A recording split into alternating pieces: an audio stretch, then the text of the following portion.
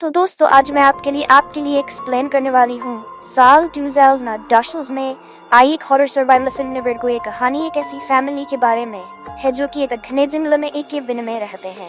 ये 3 लोगों का परिवार होता है जिसमें कि कमाल, उसके 2 बच्चे सैम और नोलन। इस फिल्म में इनकी माँ का कोई नाम नहीं दिया है, इसलिए हम उसे जूली कहेंगे। सालों से ये लोग खुद को इसी केबिन में बंद करके रहे हैं। थे जूली का कहना कि कोई शैतानी एंटिटी है जो कि इन लोगों का पीछा कर रही है, और उसी एविल एंटिटी ने पूरी दुनिया के लोगों को खत्म कर दिया है। और अब दुनिया में सिर्फ हम लोग ही जिंदा बचे हैं, और हम सिर्फ इस घर की वजह से बचे हुए हैं, क्योंकि मेरे पेरेंट्स ने इस घर को इस तरह से बनाया था ताकि वो शैतान इसके अंदर ना आ सके। वो शैतान सिर्फ बाहर ही पर अटैक कर सकता है। इसलिए जब ये लोग घर से बाहर जाते हैं तो खुद को एक रस्सी से बांध लेते हैं, क्योंकि रस्सी का बाकी सिरा घर से जुड़ा होता है। और जब तक ये उस रस्सी के साथ बंधे हैं वो शैतान इनका कुछ नहीं बिगाड़ सकते। ये हर रोज खुद को इसी रस्सी से बांधकर शिकार के लिए ये निकलते हैं, और जंगल में इन्हें चाहे जो भी मिले मेंढकीरे सोनिया थे उन्हें खाने के लिए ले आते हैं। जूली ने जंगल में जाने के अपने बच्चों को नियम बता रखे थे कि अगर तुम जंगल में जाओ तो इस रस्सी को खुद से कभी भी अलग मत करना, क्योंकि जो जंगल में शैतान है अगर उसने तुम्हें बिना रस्सी के चकर लिया तो तुम भी पजेस हो जाओगे, और इसके जरिए वो बाकी हम सबको भी मार देगा। और इसी तरह से उसने पूरी दुनिया को खत्म किया है। वो कहती है कि वो शैतान बहुत चालाक है, वो किसी भी रूप में तुम्हारे सामने आ सकता है। अब एक रात हम देखते हैं उनकी मेंढक की बहुत तेज आवाजें आ रही थी, और जब जूली उन्हें शांत करने के लिए आती है तो वो देखती है कि यहाँ पर कोई भी मेंढक नहीं है, और अचानक से उस मेंढक की आवाज बहुत भयानक हो जाती है। जूली समझ जाती है कि यही शैतान है, और तभी हम उसके पीछे एक शैतान को देख पाते हैं, लेकिन वो उसे छू नहीं पाता क्योंकि जूली ने खुद को रस्सी से बांधा हुआ था। खैर अब वो घर के अंदर चली जाती है। अगले दिन जब फिर से खाना ढूंढने के लिए जाते हैं तो जूली को फिर से भी शैतान दिखता है। अब जूली के लिए एक आम बात थी, इसीलिए वो उसे इग्नोर कर देती ही। नोलन एक पेड़ पर चढ़कर खाना ढूंढने लगता है कि शायद उसे खाने के लिए अंडे मिल जाएं, लेकिन अंडे हैच हो चुके थे। वो निराश होकर नीचे आ जाता है, और तभी दूर उसे जमीन पर एक अंडा दिखता है, लेकिन रस्सी छोटी होने की वजह से वो उस तक पहुंच नहीं पाता। इसीलिए नोलन अपनी रस्सी खोलने लगता है, लेकिन तभी सैम आकर उसे रोक देता है कि शैतान की कोई चाल हो सकती है। नोलन कहता है कि वो पास में ही तो है, मैं उसे बस अभी ले आऊंगा। गास कहता है कि जल्दी चलो वरना मैं सीधी जाकर उनको बुला लूंगा। इसलिए ये दोनों यहाँ से इलगते हैं, और रास्ते में जाते हुए वो गुस्से में से मकीरों पर पैर रख देता है, जिससे सेम रस्सी से अलग होकर नीचे गिर जाता है और उसका पैर एक पेड़ में फंस जाता है। नोलन उसे बचाने की कोशिश करता है, लेकिन उसकी भी रस्सी छोटी होती है, इसीलिए वो मुसीबत में वो सीटी बजा देता है, जिसे सुनकर उनकी मां तेजी से उनकी तरफ दौड़ी चली आती है। और वो देखती है कि उसे विल ने उसकी मां का रूप ले रखा है, और वो उसके बच्चों की तरफ बढ़ रही है। लेकिन इससे पहले वो शैतान उसके बच्चों को मार पाती, जूली जल्दी से जाकर अपनी हीरो से अपने दोनों बच्चों को बांध लेती है। वो एविल एंटिटी उनके इतने करीब होने के बाद भी उन्हें नहीं कर पाती, लेकिन ये एंटिटी जो हबलाए सिर्फ जूली को ही दिखाई देती थी। उसके बच्चों को यह कभी नहीं दिखती थी, लेकिन उन्हें फील हो रहा कि खतरा कितना बड़ा है। अब इस सब के बाद जूली अपने बच्चों पर बहुत गुस्सा होती है।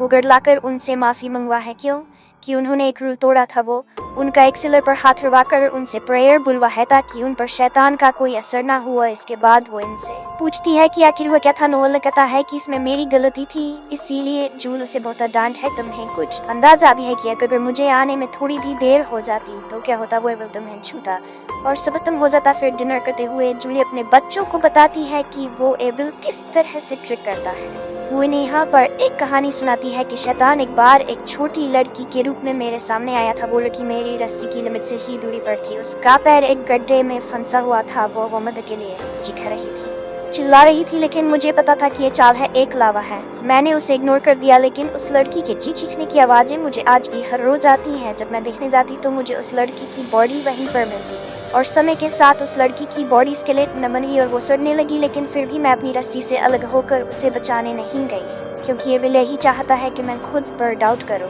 और वो इसका फायदा उठाए। इसलिए चाहे कुछ भी हो जाए तुम्हें उसकी चाल में नहीं आना है और खुद को कभी भी रस्सी से अलग नहीं करना है। अब सैम को तो पनीमांग की बातों पर पूरा विश्वास था, लेकिन नोलन की सोच उससे अलग थी। उसे इन सब बातों पर विश्वास नहीं था। वो सोचता था कि ये सारी बातें फिजूल हैं, कोई क्रीचर जैसी चीज है ही नहीं, बाहर की दुनिया अभी भी नॉर्मल है, सब उसकी मांग की बनाई हुई बातें हैं। क्योंकि यह चाहता था कि बाहर एकदम नॉर्मल इंसानों की तरह है, क्योंकि वो हर रोज की डेढ़ में खाकर पक चुका था, इसलिए उसे अपनी मांग की बातों पर शक होता था। अब उस रात नोलन अपने भाई सैम से बात करता है। वो कहा है कि आज हम रस्सी के बिना बाहर थे, लेकिन देखो मैं कुछ भी ना इनुआ सैम कहता है कि हम मरते मरते बचे हैं और तुम यह बातें कर रहे हो। फिर नोलन कहता है कि मोम ने डैडी ग्रैंडपा और ग्रैंडमा को क्यों मारा था। सैम कहता है क्योंकि एविल ने उन्हें पजेस कर लिया था और मोम ने हमें बचाने के लिए ऐसा किया। लेकिन नोलन अपनी मां पर ही सवाल उठाने लगता है, जिस पर सैम कहता है कि मुझे तो अपनी मां पर पूरा भरोसा है और तुम्हें भी उन पर करना चाहिए। वहीं दूसरी तरफ वो एविल एंटिटी जूली के हस्बैंड के रूप में उसके सामने आती है। वह जूली के पास्ट के बारे में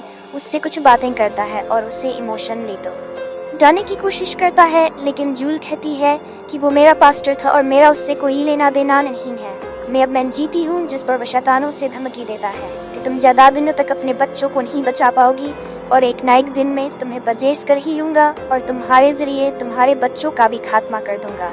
अब अगले दिन जब जूली अपने ग्रीन हाउस में काम कर रही होती है तो नोलन देखता है कि उसकी मां की पीठ पर एक सांप का टैटू बना हुआ जो कि शैतान को दिखाता है। नोलन को ये काफी अजीब लगता है। वो कहता है कि जिस शैतान से आप भाग रही हैं उसी का टैटू तुमने बनवा रखा है, जिस पर वो उसे बताती है कि टैटू मैंने अपनी शादी से पहले बनवाया था। उस वक्त मैं एक अलग इंसान हुआ करती थी, मैं बाहर रहा करती थी, तब सब ठीक था और जब बेबल्स ने लोगों पर अटैक करना शुरू किया तो मैं यहाँ इस घर में आकर पूरी तरह से बदल गई। नोलन कहता है कि ऐसा भी तो हो सकता है कि हम अकेले ना हो और हमारे जैसे और भी परिवार हो जो कि से बचकर रह रहे हो। लेकिन जूल कहती है कि बाहर कोई नहीं है और जो बचे हैं वो सिर्फ हम हैं। अब रात में जब जूली नहा रही होती है तो नोलन वहाँ पर आता है जो कि नींद में चल रहा था, क्योंकि नोलन को नींद में चलनी बीमारी थी, इसलिए उसकी माँ ने उसके पैर में घंटी बांध रखी थी कि वो रात में नींद में घर से बाहर ना निकल जाए। लेकिन आज वो घंटी बांधना भूल गया था, इसलिए जूल उसे ले जाकर वापस उसे सुला देती है। अब अगले दिन जब जूली खाना ढूंढने के लिए जाए तो उसे एक कोआ दिखाई देता है, लेकिन जूल जब उसे क्रॉसबो से मारने के लिए जाती है तो वो देखती है कि वो कोआ नोलन के चेहरे को नोच कर रखा है, जिसे देखकर वो समझ आती है। लेकिन अगले ही पल उसे होश आता है कि यह सब सच नहीं है, इसलिए वो फिर से ट्राई करती है, लेकिन एविल उसे फिर से बहका है और वो कोआ यहाँ से चला जाता है। और इसलिए जब आज उन्हें खाने के लिए कुछ नहीं था तो पेड़ की छाल खाकर ही उन्हें बितानी पड़ती है, जिसे तिल में तलकर उस पर शहद लगाकर ये लोग उसे खाते हैं। खैर अब एक दिन जब ये तीनों पेड़ की छाल निकाल रहे होते हैं तभी नोलन देखता है कि वहाँ पर जूल और सैमन ही है। तभी कोई उसकी रस्सी को खींचने लगता है और उसे खींचा हुआ पास ले आता है और हम कोई में एक सांप की तरह दिखने वाले क्रीचर को देख पाते हैं। लेकिन अगले ही तो हमें पता चलता है कि ये नोलन का एक नाइटमेयर, एक बुरा सपना था। दरअसल वो नींद में चल रहा था और वो बिना रस्सी के बाहर आ गया था, लेकिन तभी जूली उसे आकर पकड़कर अंदर ले जाती है और उसे फिर से उसी सेलर में बंद करके उससे वो रिचुअल कराती है, जिस पर नोलन रोने लगता है। वो कहता है कि मुझे टॉयलेट जाना है, लेकिन जूली उसकी नहीं सुनती। खैर अब जूली थोड़ी देर में सेलर खोल देती है जहाँ पर नोलन ने पेंट में ही टॉयलेट कर दिया। अब एविल को लेकर नोलन का आश्क और भी गहरा हो गया थी। वो नहीं है क्योंकि वो इतने टाइम से घर के बाहर घूम रहा था, लेकिन उसे कुछ भी नहीं हुआ। उसे लगता है कि शायद एविल उसकी मोम का कोई वहम है और कुछ नहीं, इसलिए वो रात में सैम से कहता है कि अब बहुत हो चुका, अब हमारे पास खाना खाने के लिए नहीं बचा है, हमें खाना है, बाहर जाना ही होगा। लेकिन सैम तो अपनी मां पर बहुत भरोसा करता था, इसलिए वो जाने से मना कर देता है।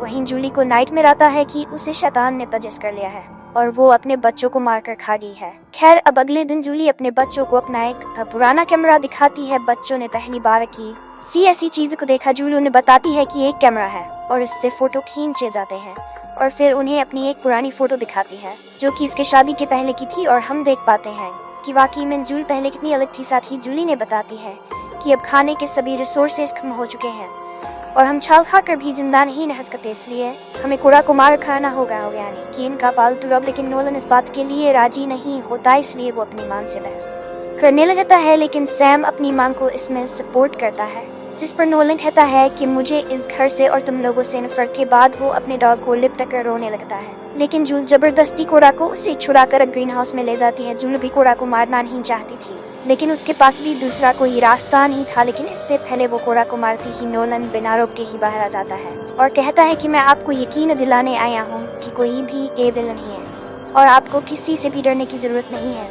और यह कर वो अपनी मांग की रूह भी काट देता है, तभी कोड़ा वहां से भर जाता है और नोलन अपनी मांग को ग्रीन हाउस में ही बंद कर देता है, वो भी बिना रस्सी के। ऐसे से जूल बहुत डर जाती है और नोलन को पता है कि वो एविल सच में है, मैं गलती से खुद ही उन्हें यहाँ पर लेकर आई थी और जूल ने ये बात अपने बच्चों से छिपा रखी थी। लेकिन नोलन फिर भी वो दरवाजा नहीं खोलता और तभी जूली के पास वो एविल एंटी आती है जो कि उसके मांग के रूप में थी। वो जूली को गाली बकते हुए कहती है तुमने मुझे जहर देकर मारा था। इसके बाद वो एंटिटी जूली की तरफ बढ़ने लगती है कहकर कि वो उसे भी पजेस करके उसके बच्चों को मार देगी, लेकिन इससे पहले वो एंटिटी जूली को खत्म करती वो अपना ही गला काट कर खुद की जान ले लेती है।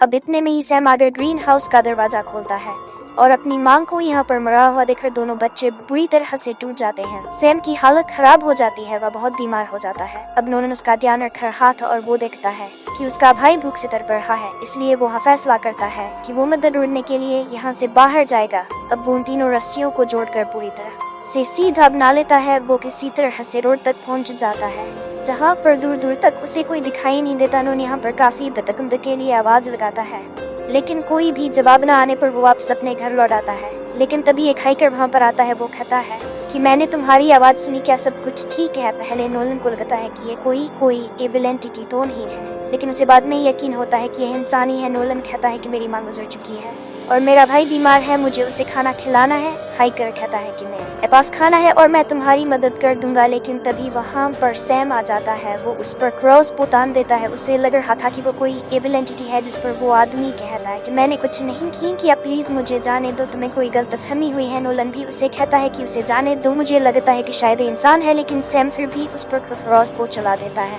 और वो आदमी घायल होकर मदद के लिए चिल्लाता हुआ वहां से भाग जाता है। अब नोलन उसे देखने के लिए जाता है। सैम उसे रोकता है कि कोई चाल हो सकती है, लेकिन नोलन उसकी बात सुनकर उस आदमी के पीछे चला जाता है। फिर नोलन उस आदमी के पास जाता है जो कि जमीन पर पड़ा रहा था और उसने TNT नीमन पर कॉल कर दिया था और दूसरी तरफ से आवाज भी आ रही थी, जिसका मतलब था कि दुनिया खत्म नहीं है, इंसान जिंदा है और इनकी माँ ने इनसे झूठ बोला था। खैर नोलन ने तो पहली बार फोन देखा, इसलिए उसे समझ नहीं आता कि ये क्या चीज, लेकिन उसे खाना चाहिए था, इसलिए वो उसका बैग लेकर यहाँ से चला जाता है और वो आदमी वहीं पर मारा जाता है।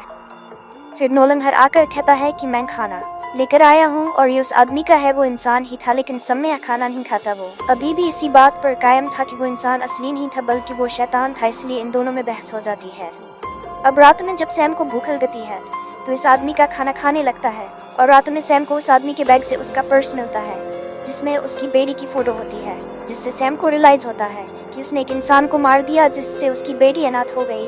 उसे इस बात का बहुत दुख होता है। बैग में उसे एक फ्लैश लाइट भी मिलती है, जिसे लेकर वह बाहर बैठ जाता है कि भी उसे एक आवाज सुनाई देती है, जो कि उसे ग्रीन हाउस की तरफ से आ रही थी। और जब वो वहां देखने जाता है तो वो क्या देखता है कि ग्रीन हाउस के अंदर उसकी माँ चल रही थी, लेकिन जब वो दरवाजा खोलता है तो देखता है कि उसकी माँ की लाश तो जमीन पर ही पड़ी थी और तभी वहाँ पर एक छोटी बच्ची आती है। वो कहती है कि मेरी डैडी यहाँ पर आए, लेकिन वो अभी तक नहीं लौटे, क्या तुमने उसे देखा है? सैम उस लड़की को देखते ही समझ जाता है कि उस हाइकर की बेटी है। भी वो लड़की कहती है कि फ्लैश लाइट तो मेरे पापा की है, तुम्हें उनके साथ क्या?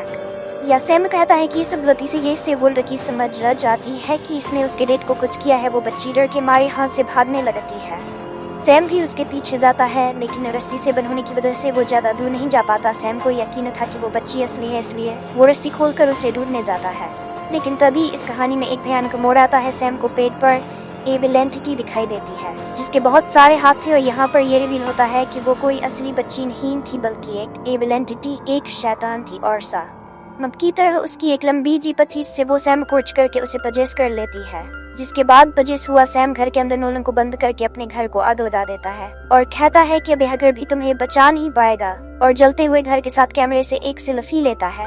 घर के अंदर नोलन खुद को बचाने की कोशिश कर रहा था कि तभी एविल एंटिटी जूली के रूप में उसके सामने आती है। वो नोलन को हंट करती है, जिससे बचकर नोलन सेलर की तरफ आ जाता है। जब वो एंटिटी उसके करीब आती है तो वो चालाकी से उसे सेलर में धक्का देता है। उसके साथ ही सेलर के अंदर बंद हो जाता है और वो रिचुअल वाली प्रेयर बोलने लगता है, जिससे वो एंटिटी तड़पने लगती है और अपने असली रूप में आ जाती है, जो सांप की तरह दिखने वाला एक क्रीचर था, जिसके बाद वो खत्म हो जाती है।